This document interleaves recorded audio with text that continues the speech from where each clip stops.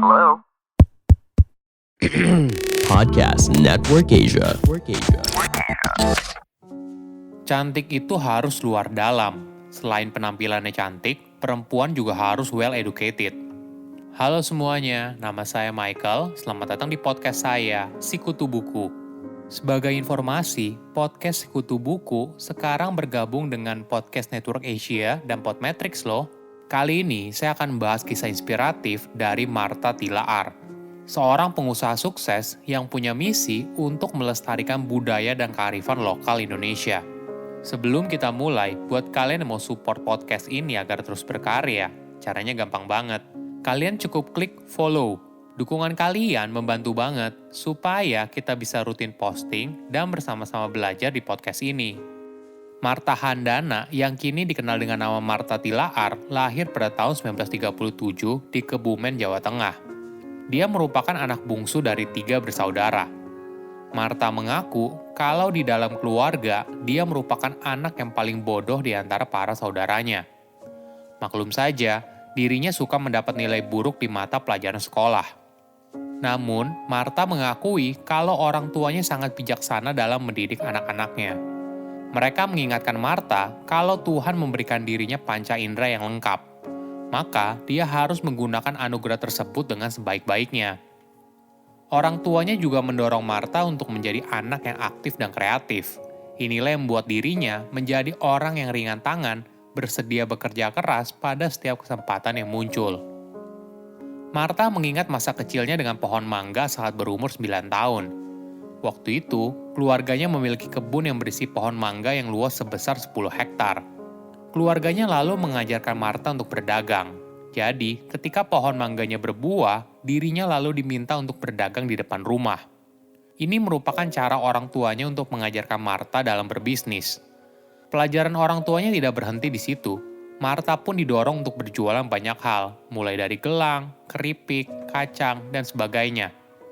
Bukan hanya itu, ayahnya juga mengajarkan Martha untuk bermimpi yang besar, mulai dari yang kecil, tapi bertindak dengan cepat. Dia lalu menjalani perjalanan ini dengan sepenuh hati. Uang hasil berjualan lalu digunakan sebagai tambahan uang saku. Martha kecil juga merupakan anak yang dianggap tomboy karena tidak suka merawat diri. Inilah yang lalu membuat ibunya mengirim Martha ke seorang ahli kecantikan tradisional asal Yogyakarta. Pendidikan Martha pun berlanjut hingga ke perguruan tinggi di Institut Keguruan dan Ilmu Pendidikan Jakarta atau sekarang dikenal dengan nama UNJ, Universitas Negeri Jakarta. Dirinya juga sempat menjadi guru selama 5 tahun sebelum akhirnya menikah dan mengikuti suami ke Amerika Serikat karena ditugaskan ke sana. Didikan masa kecilnya untuk berusaha membuat Martha tidak berdiam diri saja selama ada di sana. Dia pun berpikir untuk mencari tambahan penghasilan selama suaminya bersekolah di sana. Dia sempat membuka jasa penitipan anak sebelum akhirnya melanjutkan pendidikan di Academy of Beauty Culture. Saat Martha menjalani pekerjaan di Amerika Serikat, suaminya lalu kaget karena penghasilannya pada masa itu 10 kali lipat lebih besar daripada beasiswanya. Suaminya lalu mendorong Martha untuk terus bekerja dan menggunakan uangnya untuk melanjutkan pendidikan. Di sanalah Martha mulai mendalami soal kecantikan.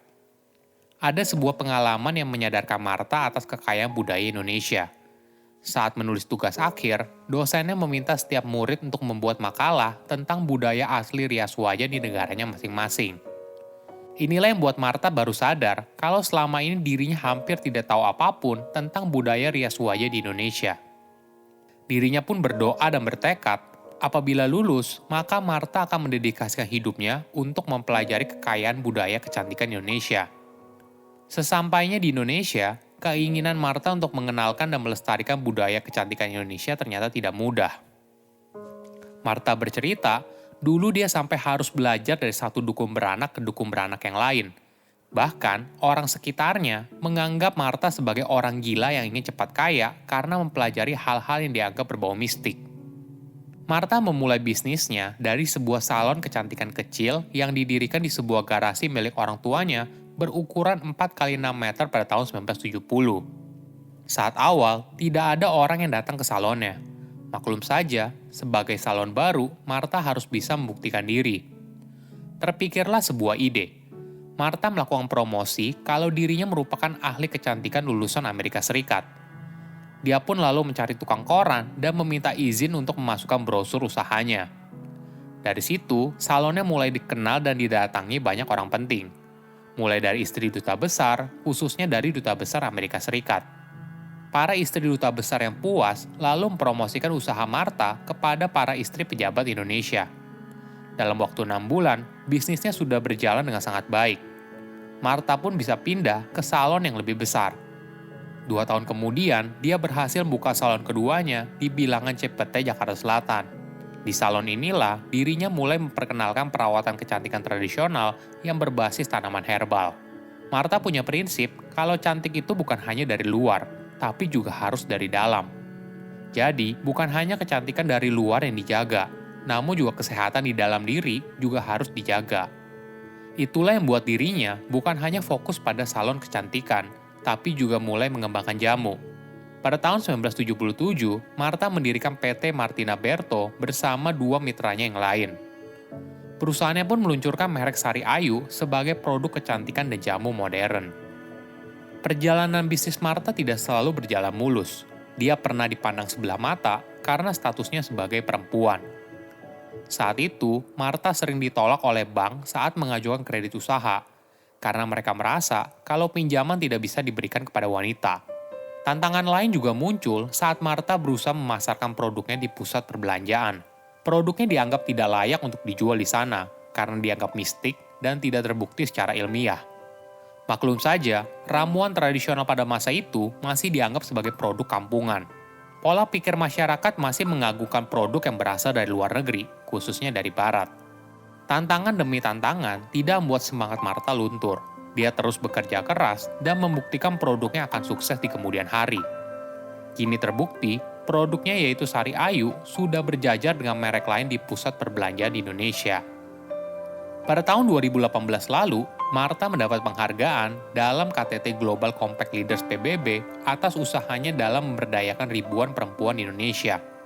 Dengan rendah hati, Martha pun mengaku bingung, karena dirinya hanya seorang bakul jamu, tapi kok bisa mendapat penghargaan. Salah satu kontribusi Martha yang dihargai oleh PBB adalah pemberdayaan wanita melalui program pendidikan dan kewirausahaan. Jadi, melalui perusahaannya, dia mendirikan pusat pelatihan spa dan kecantikan yang memungkinkan para perempuan putus sekolah untuk mempelajari keterampilan baru, sehingga terhindar dari perdagangan manusia. Ide program pemberdayaan ini muncul saat Martha berjumpa dengan seorang tenaga kerja wanita di Hong Kong. Perempuan itu mendekatinya dan mengatakan kalau dirinya menggunakan produk Martha Tilaar. Dia juga bercerita kepada Martha kalau dirinya merupakan korban perdagangan manusia dan menderita HIV/AIDS.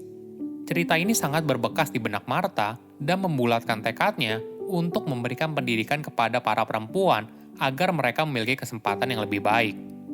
Lebih hebatnya lagi, Martha adalah salah satu dari 10 penerima penghargaan dari seluruh dunia, dan satu-satunya dari Indonesia.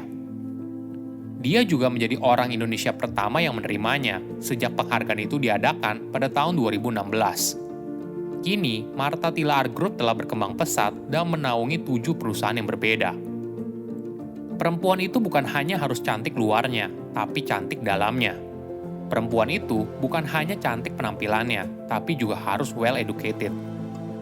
Saya undur diri, jangan lupa follow podcast Sikutu Buku. Bye-bye. Pandangan dan opini yang disampaikan oleh kreator podcast, host, dan tamu tidak mencerminkan kebijakan resmi dan bagian dari podcast Network Asia. Setiap konten yang disampaikan mereka di dalam podcast adalah opini mereka sendiri dan tidak bermaksud untuk merugikan agama, grup etnik, perkumpulan, organisasi, perusahaan, perorangan, atau siapapun dan apapun.